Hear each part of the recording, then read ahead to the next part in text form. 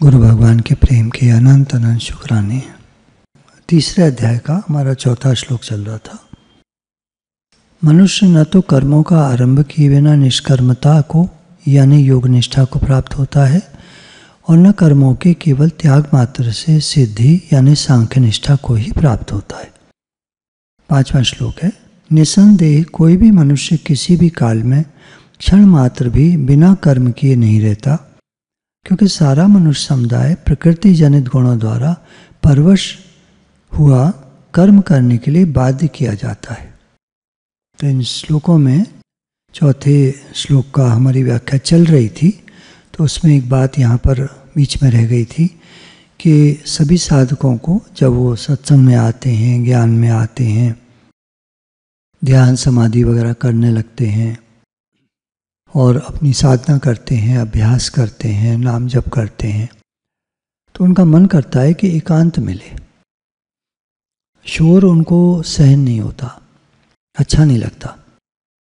तो साधकों के मन में ऐसा भाव रहता है कि कर्म, पदार्थ और व्यक्ति का स्वरूप से त्याग करने पर ही हम परमार्थ मार्ग में आगे बढ़ सकते हैं। कर्म, काम छोड़ दो, पदार्थ, संसारी चीज़ें छोड़ दो, कुछ नहीं चाहिए, खाली कुटिया हो जिसमें मिट्टी के एक आध दो बर्तन, पानी का और कुछ खाने के लिए भिक्षा में जो मिल जाता है वो पा लेते हैं, तो कोई बर्तन नहीं चाहिए।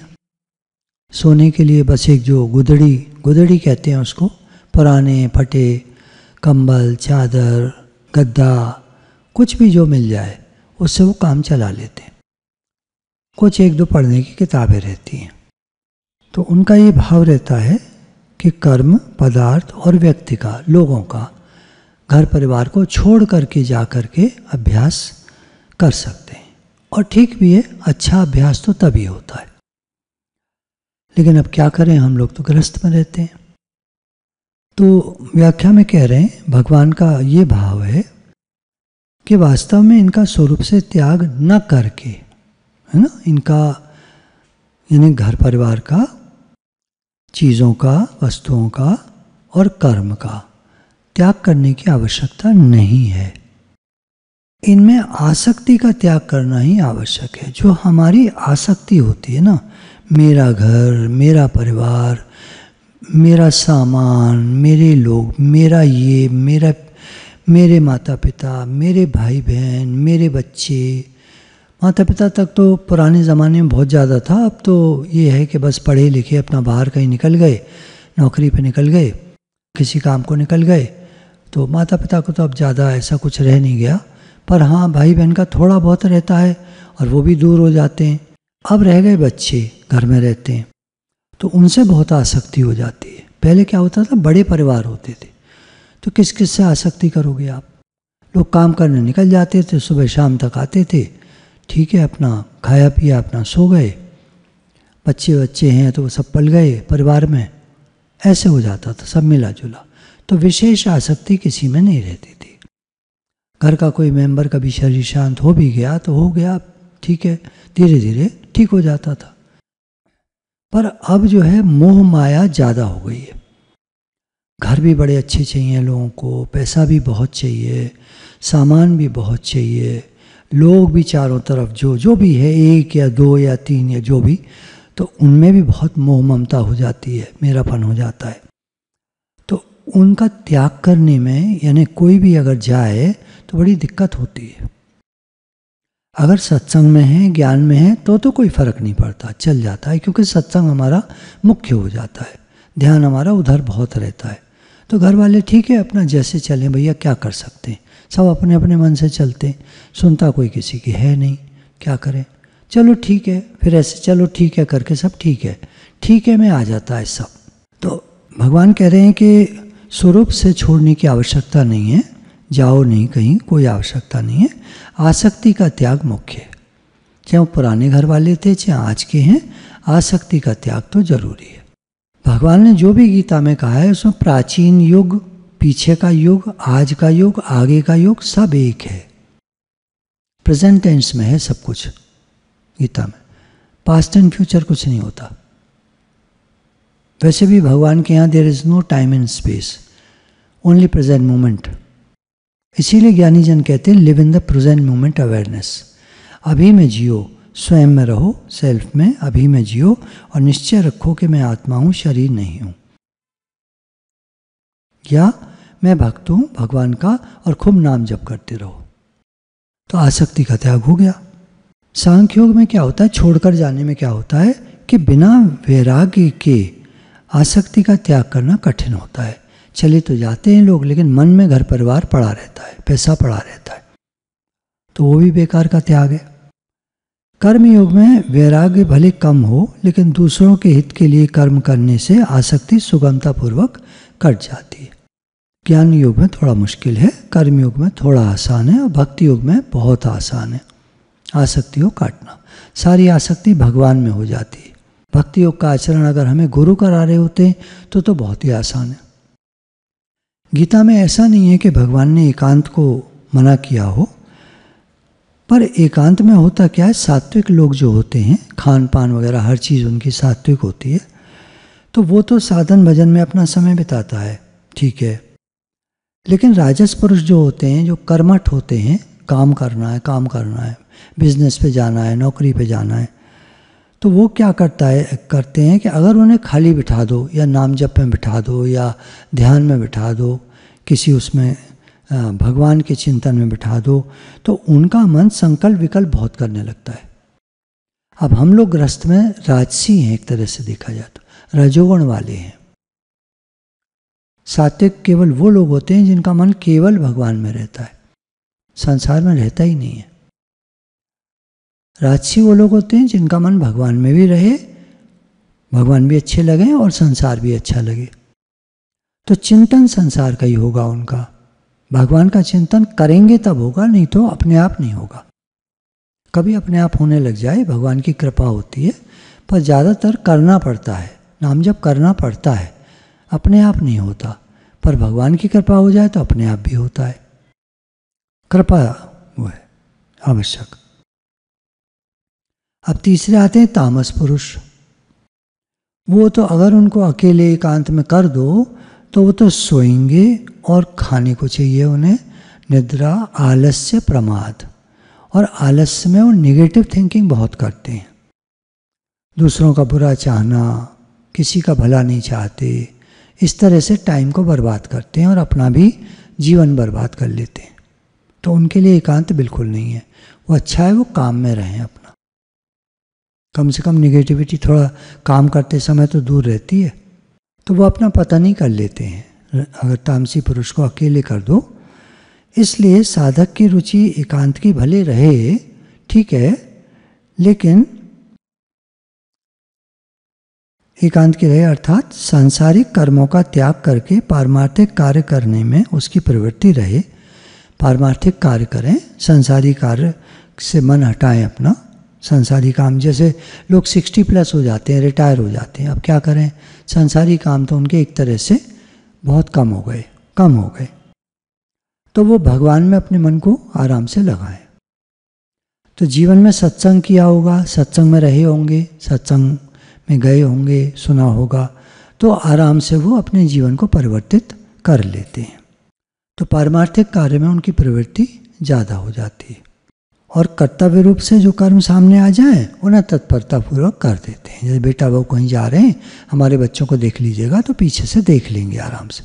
दिन भर भले ना देखें, दिन भर अपने कमरे में नाम जप करें, कुछ पढ़ें लिखें, सत्संग सुने, इस तरह से टाइम पास करते हैं। टाइम मतलब उन्नत कार्यों में लगाते हैं। और जब कोई घर का काम आ जाता है तो उसको भी कर देते हैं। घर की बहू कहती है पापा जी को जाके बाजार से सामान ले आइए, तो गए और बाजार से सामान ले आए। मतलब अच्छा जीवन होता है उनका ओवरऑल अगर कहें तो।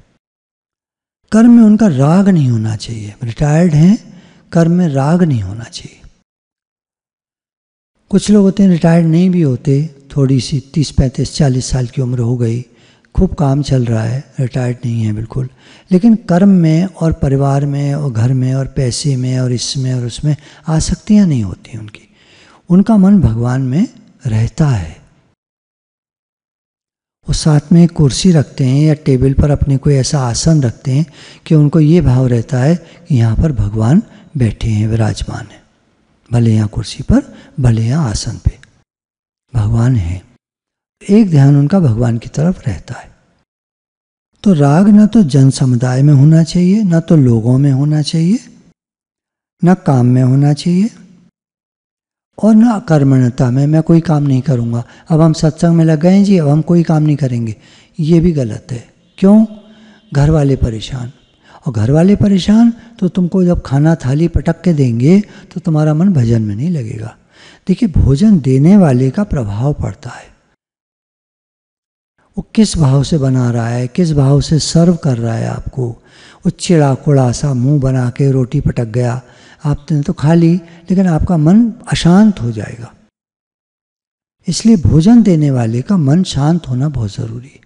अब चाहे वो घर का सेवक हो, सेविका हो, घर के और लोग हों, कोई भी मेंबर्स हों, तो उनका मन शांत रहना आवश्यक है। कहीं भी राग न रहने से साधक का बहुत जल्दी कल्याण हो जाता है। अगर कहीं भी राग नहीं है, न पदार्थों में, न व्यक्तियों में, न कर्म में, कहीं भी राग नहीं है, सब हो रहा है काम, तो कहीं भी राग न रहने से साधक का बहुत जल्दी कल्याण हो जाता है। वास्तव में शरीर को एकांत में ले जाने को ही एकांत मान लेना भूल है। कि कहीं हम एकांत में बैठे हैं, अब वहाँ भी मन चल रहा है मान लीजिए, तो एकांत कहाँ हुआ फिर? मन में सारे में चीज़ें चल रही हैं, दुनिया भर में मन घूम रहा है, घर की परेशानियों में मन घूम रहा है। अब बिजली का बिल ज़्यादा आ गया, अब वाटर टैक्स ज़्यादा आ गया, अब हाउस टैक्स ज़्यादा आ गया, अब ये प्रॉब्लम आ गई, अब वो प्रॉब्लम आ गई, भन्न भन्न भन्न दिमाग चले जा रहा है। या बिज़नेस की कोई प्रॉब्लम है, या घर की कोई प्रॉब्लम है, बच्चों की कोई प्रॉब्लम है, दिमाग चले जा रहा है। तो बोले ये एकांत कैसा हुआ फिर? उससे अच्छा तो घर में रहो, सब काम करो, मन को भगवान में लगाओ। दिल है दिलबर के लिए। ये हमारा दिल, हमारा मन, हमारा अंतःकरण, हमारा अंदर का जो प्रेम है, ये है भगवान के लिए। बाहर से तो सब ठीक है, जैसा भगवान ने दिया है, क्या कर सकते हैं। कोई घर वाला किसी का शरीर शांत हो जाता है तो बच्चे की जो माता होती है वही अकेली बेचारी बाहर का भी काम करती है, पैसे कमाती है, घर भी चलाती है, बच्चा भी छोटा है ज़्यादा, मतलब 4-5 साल का ही है। अब कैसे करे? कहा तो छोड़ के जाएगी, लेके जाएगी तो वहाँ जहाँ जाएगी वहाँ वो घर वाले परेशान होंगे, तो सारे टाइम बच्चे को ले आती हो, तो क्या करे? जो अच्छे लोग होते हैं वो तो रहने देते हैं, वो तो खुद भी खेलते हैं उसके साथ, पर जो थोड़े से नखरे वाले होते हैं उन्हें पसंद नहीं आते किसी और के बच्चे। मेट्स बच्चों को ले आए, पसंद नहीं आता उनको। तुम काम करो, काम देखो, बार बार इसको देखती हो, तुम बार बार इसके पास आ जाती हो, तुम्हें इसको कुछ खिलाने को चाहिए, फिर हमसे मांगती हो। तुम्हें कुछ बातें देखी घरों में चलती रहती हैं, सब जानते हैं। भजन है ना, तू तो बेमिसाल है सतगुरु, तेरे जैसा कौन है जहान में, तूने जीवन मेरा पलट दिया, तेरे जैसा कौन है जहान में। कैसा कैसा नेचर होता है हम लोगों का। आप दुनिया में देखिए कैसे कैसे लोग होते हैं। कल ही कोई बता रहा था कि हमारे यहाँ मेड आती है, जब देखो तो कुछ मांगने लगती है। तो पूछा कि भाई क्या मांगने लगती है, क्या बात है? कि बहुत गरीब है, अब बताइए हम कहाँ तक दें। समझ में नहीं आया उनको क्या उत्तर दें। आपके समझ में आता हो तो विचार करके देखिएगा। तो शरीर को एकांत में ले जाने को ही एकांत मान लेना भूल है, क्योंकि शरीर संसार का एक अंश है। शरीर संसार का अंश है और हम परमात्मा के, भगवान के अंश हैं। तो शरीर संसार का अंश होने से क्या मतलब हुआ? अतः शरीर से संबंध विच्छेद होना, अर्थात उसमें अहमता ममता न रहना ही वास्तविक एकांत है। शरीर में अहमता ममता, यह मैं हूँ, ये अहमता हुई, ये शरीर मेरा है, ये ममता हुई। तो ये दोनों का न रहना, ये वास्तविक एकांत। बताइए भगवान की कैसी परिभाषा है एकांत की। हम सोचते हैं अकेले चले जाने को एकांत कहते हैं। संसार कहता है अजी छोड़कर हमें कहाँ जाइएगा, जहाँ जाइएगा हमें पाइएगा। संसार ही संसार है, कहीं भी जाओ। जब मन में संसार है तो फिर हर जगह संसार है, संसार ही संसार है। 5वां, निसंदेह कोई भी मनुष्य किसी भी काल में क्षण मात्र भी कर्म किए बिना नहीं रहता, क्योंकि सारा मनुष्य समुदाय प्रकृति जनित गुणों द्वारा परवश हुआ कर्म करने के लिए बाध्य किया जाता है। तो कोई भी मनुष्य, भगवान कह रहे हैं, क्षण मात्र भी कर्म किए बिना नहीं रह सकता। कैसे? बोला हम तो बैठे हैं चुपचाप, बैठे तो हो लेकिन मन से कर्म हो रहा है।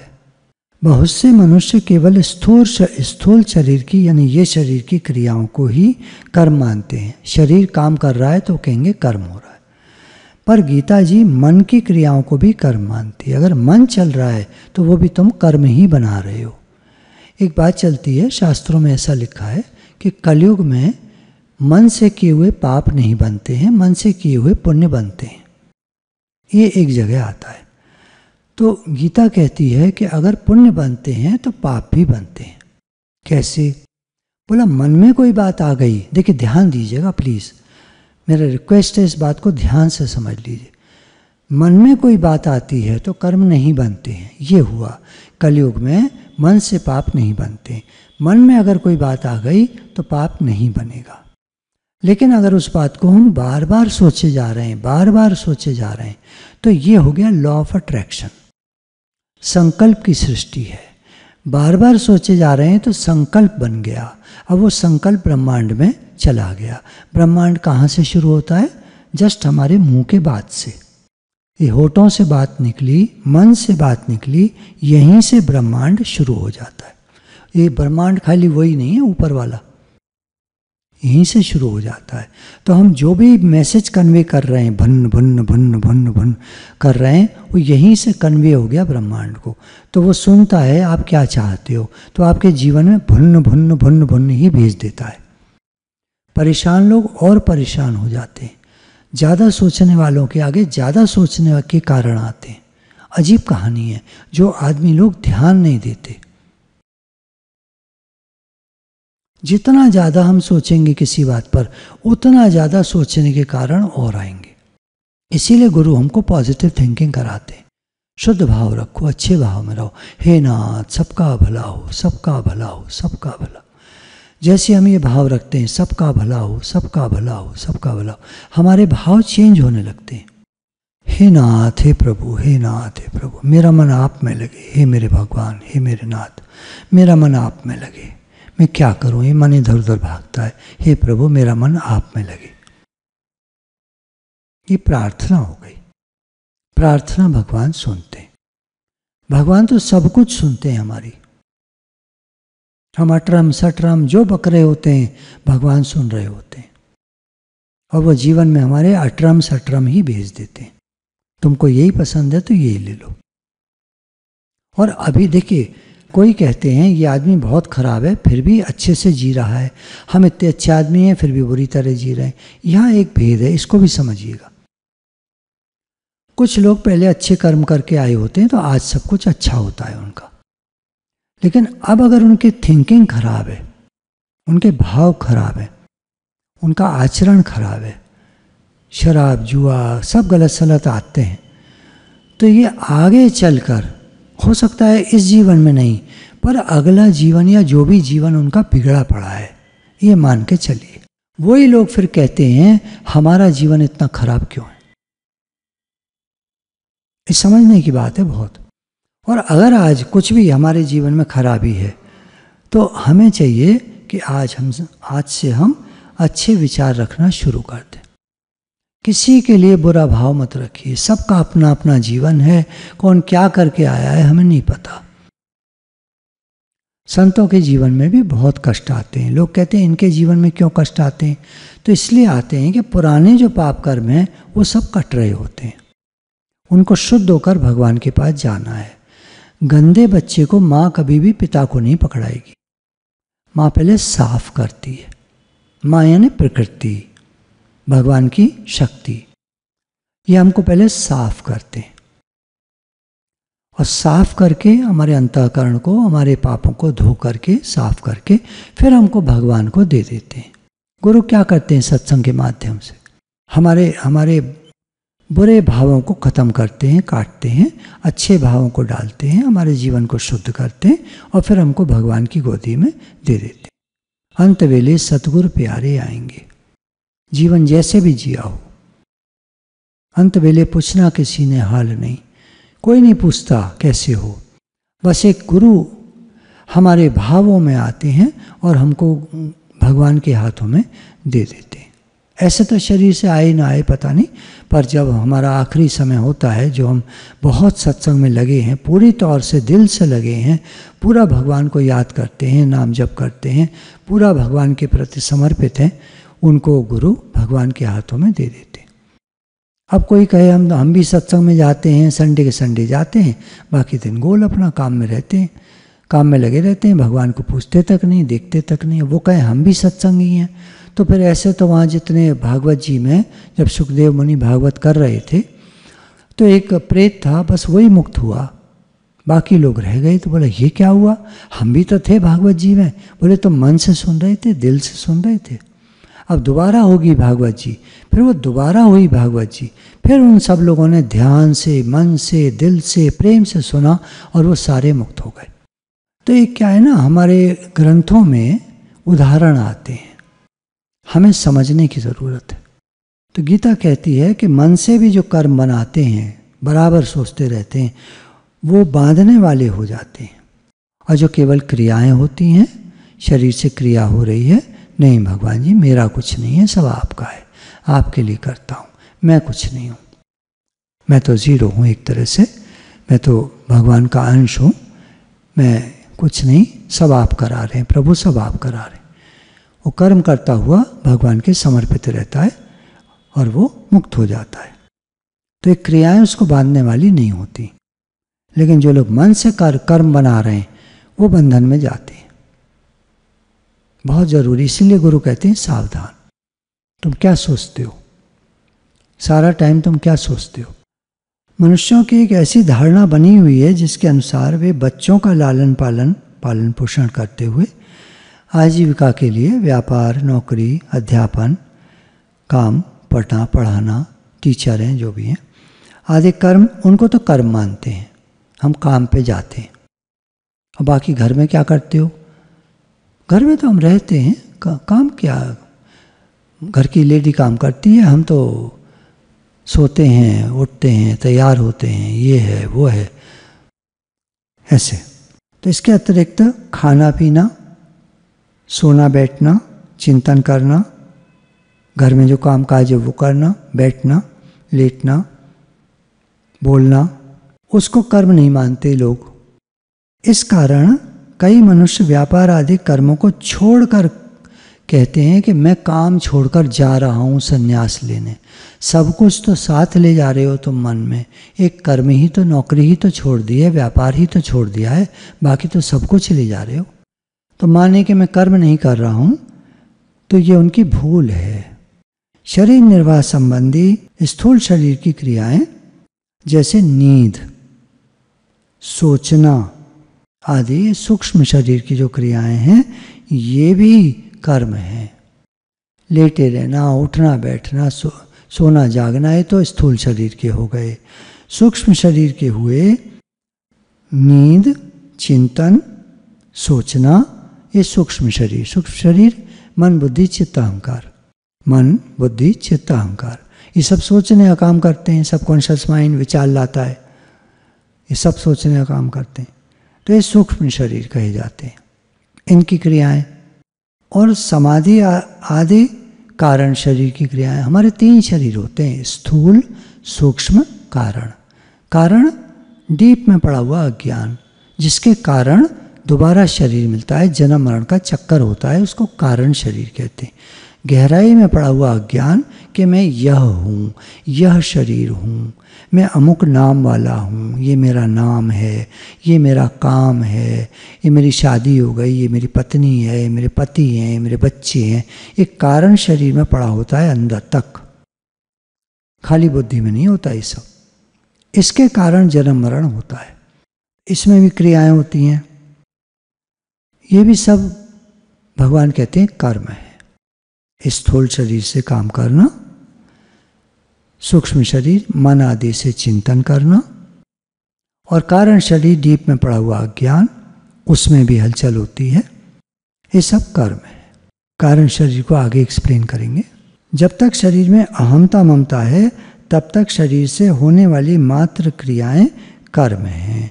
जब तक शरीर में हमारे अहमता ममता है तो जो कुछ भी हम कर रहे हैं वो सब कर्म है। अब ये प्रकरण को यहाँ पर विश्राम देते हैं, अगली बार यहाँ से ले लेंगे। गुरु भगवान के शुक्राने हैं।